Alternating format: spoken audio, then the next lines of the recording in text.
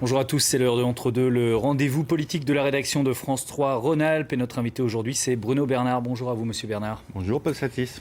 Tête de liste Europe Écologie Les Verts pour les élections métropolitaines à Lyon. Le scrutin est maintenant très proche, c'est dimanche prochain. Vous avez reçu la semaine dernière le soutien de deux députés d'Aix-en Marche, Mathieu Orphelin et Hubert-Julien Laferrière, qui sont fondateurs du groupe Écologie, Démocratie, Solidarité à l'Assemblée nationale. Aujourd'hui, Grégory Doucet s'affiche avec Bernard Bochard, l'actuel maire du 9e arrondissement, toujours d'ailleurs sur la liste de Gérard Collomb.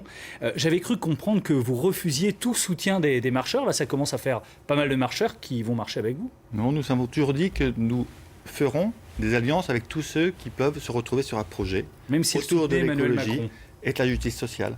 Et en toute cohérence, qu'on ne pouvait pas aujourd'hui avoir des accords avec des députés qui soutenaient La République En Marche. Donc nous n'avons pas fait d'accord avec La République En Marche. Et oui, il y a des députés qui ont quitté le groupe de La République En Marche parce qu'ils considèrent qu'en termes d'écologie, en termes de social, le compte n'y est pas. Et comme je le dis toujours, tout le monde est le bienvenu pour soutenir l'écologie. La campagne est évidemment en train de se cristalliser à une semaine du scrutin, notamment avec vos adversaires du binôme Gérard Collomb, François-Noël Buffet. Le mensonge n'est pas un moyen de se faire élire, a dit François-Noël Buffet en conférence de presse la semaine dernière. Alors s'ils vous font un procès en économie, vous leur faites un peu un procès en écologie. Est-ce que le bilan de Gérard Collomb, qui comprend le Vélib, le déclassement de l'autoroute A6, la création de lignes de tram, est finalement si nul que ça? D'abord, c'était le Vélov à Lyon et non pas le Vélib. Oui, le Vélov, tout à fait. Beaucoup de choses ont été faites lors du premier mandat, avec d'ailleurs les écologistes aussi aux commandes, le Vélib, l'aménagement des berges du Rhône, mais depuis presque 10 ans maintenant, Gérard Collomb n'a pas pris suffisamment en compte les enjeux climatiques. Et donc il faut passer de politique de petits pas à quelque chose de très radicalement différent. Et c'est l'enjeu de cette élection. Et la Convention citoyenne pour le climat qui vient de se réunir et de rendre ses conclusions. Un dispositif très intéressant, 150 personnes tirées au sort, qui représentent toute la population, qui ont rencontré des scientifiques et des experts, qui ont regardé les enjeux et proposent des solutions, et vous voyez que leurs propositions correspondent aux nôtres. Pour l'alimentation locale et bio, pour le développement des transports en commun, la restriction de la publicité... Pardon, monsieur Bernard, mais sur les transports en commun, la conférence de presse de Gérard Collomb et de François-Noël Buffet développe les transports en commun. Il prévoit un RER à la lyonnaise. Il prévoit la ligne E du métro, dont les études ont été lancées. Question très précise. Sur cette ligne E, par exemple, est-ce que vous abandonnez cette nouvelle ligne métro Est-Ouest qui va de Tassin à la gare de la Pardieu? Nous, notre objectif, c'est d'aller vite et de donner des moyens de se déplacer dans le mandat. Et donc le métro, c'est 10 ou 15 ans. Donc pour le métro, nous lançons une ligne de métro. Et nous allons voir entre la ligne E, entre la prolongation du métro A, à mes yeux, celle du métro B sur Rieux ou celle du métro D, laquelle est la plus pertinente.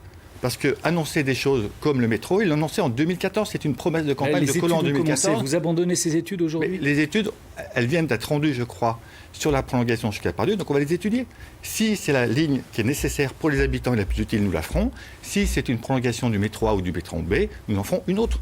Par contre, nous avons 3 milliards d'investissements sur le transport en commun qui sont prévus. Je rappelle que dans le mandat qui vient de s'écouler, Gérard Collomb et David Kimmelfeld n'ont dépensé qu'1,1 milliard. Et donc on aurait pu aller beaucoup plus vite. On a pris du retard. Et un des enjeux aujourd'hui, c'est d'accélérer. L'INSEE annonce aujourd'hui que le tourisme régional a battu des records en 2019. Vous dites, vouloir recentrer les actions de promotion sur le régional, le national et les villes, et globalement sur ce qui est accessible en train. Est-ce que ça veut dire que vous allez fermer Only Lyon, qui est cette agence qui promeut le tourisme lyonnais à l'international? Non, pas du tout. Ça veut dire qu'on veut rééquilibrer les choses. Aujourd'hui, le tourisme à l'international est consommateur de carbone, pour venir. Et surtout, la crise actuelle fait qu'il risque d'être à la traîne pendant plusieurs années. Et donc, pour des raisons économiques et des raisons écologiques, on veut promouvoir un tourisme plus vert, autour de la gastronomie, des événements culturels, de nos parcs.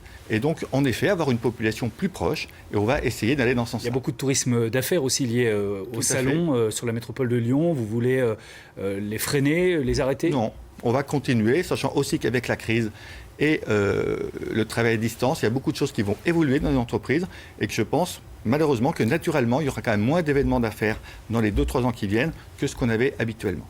Vous dites vouloir arrêter la construction de tours à la Pardieu et de bureaux globalement sur le quartier de la Pardieu, qui est le deuxième plus grand quartier d'affaires en France. Mais des bureaux, c'est des emplois? Tout à fait. On veut arrêter de construire à la Pardieu parce que le quartier est à saturation. Donc la gare est déjà complètement saturée, on cherche des solutions. On a en plus des prix de logement qui explosent sur Lyon et le centre de la métropole. Et donc il faut arrêter de voir tout concentrer au même endroit. Donc des bureaux, on peut en faire sur d'autres quartiers à Lyon et sur d'autres villes de la métropole. C'est ce que nous allons faire. Autre chiffon rouge, mais plutôt vert, en l'occurrence agité par vos adversaires, le parc de la Tête d'Or. Alors répondez-moi très clairement sur le zoo du parc de la Tête d'Or. Allez-vous fermer le zoo du parc de la Tête d'Or de Très Lyon ? clairement, non. C'est encore une fake news de nos concurrents. Comme ils ont annoncé l'arrêt des Vélov si on était élu, c'est naturellement faux, ou l'arrêt de la Fête des Lumières. Et donc moi, je pense que dans ce débat, il faudrait que nos concurrents portent un peu plus leurs projets plutôt que d'inventer la calomnie pour nous attaquer. Sur le Vélov, ça fonctionne avec un partenariat avec JC Decaux, donc on ne remet pas en cause ce partenariat ? D'abord, le contrat est en cours, et ensuite, quand il sera terminé, on détachera la publicité du vélo pour que les choses soient très claires. La publicité qu'on souhaite réduire d'ailleurs, c'est quelque chose des contrats qui doivent être compris et clairs, et un service vélo, il sera naturellement maintenu, mais on peut très bien détacher les deux. Le vote du président à la métropole se fera le jeudi qui suit le scrutin. Il peut ne pas y avoir de majorité absolue à la métropole après dimanche soir. Pourriez-vous envisager de gouverner avec des élus de David Kimmelfeld ? Moi, mon sujet, c'est d'avoir une majorité dimanche soir. Et nous sommes les seuls à pouvoir en avoir une majorité claire et cohérente. Nous sommes en tête sur 9 des 14 listes sur la métropole, et nous allons faire campagne pour avoir une majorité dans les urnes. Bien sûr, vous voulez une majorité absolue, mais si vous ne l'avez pas, est-ce que vous pouvez... Mais si nous ne l'avons pas, nous verrons. Ça sera toujours autour d'un projet. Si il y a une majorité sur un projet dans lequel nous nous retrouvons, nous prenons nos responsabilités.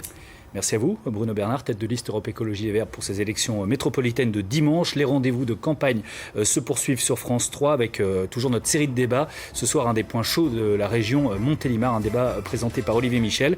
Et demain, d'entre deux, je recevrai Cédric Van Stevendel, le candidat socialiste à la mairie de Villeurbanne. Merci de votre attention et bonne journée.